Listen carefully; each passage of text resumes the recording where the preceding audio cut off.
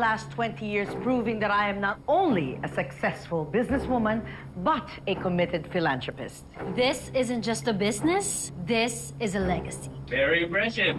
Congrats, Soraya and Angela. You two really know how to turn paradise into profit. It's in our blood.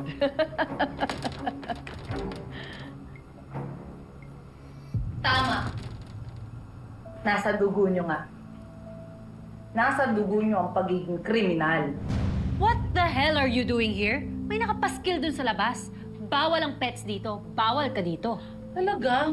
May nakapaskil din dun sa labas na bawal demonyo dito? Ba't nandito kayong dalawa?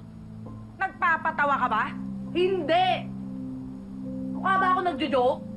Real talk yung sinasabi ko. Ito pa isang real talk.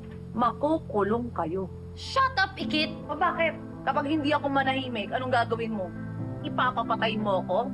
Gaya ng pakikipagsabuatan mo sa nanay mo sa pagpatay sa tatay ko? At ikaw, ipapapatay mo rin ako gaya ng ginawa mo mismo kay Sir William? You have no proof. Wala akong ebidensya, ha? Meron na! Dahil bumaliktad na si Pia. Oh, nagulat ka, no? Nagsalita siya sa pulisya kung ano mga pinagagawa mo. Na ikaw talaga ang pumatay kay Sir William. But wait, there's more. Alam ko na rin kung ano yung mga pinagagawa mong kabalbalan doon sa CCTV footage para makaiwas sa krimen. Ano? Bitin ka? Teka, ano nangyayari dito?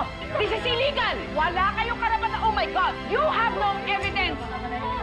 Paano niyo ako yung warrant na yan? Gentlemen, this is a mistake.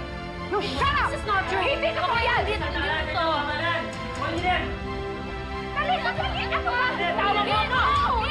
Tama na! Let go of me! Ano ba? Palakpakan, ganda ng show.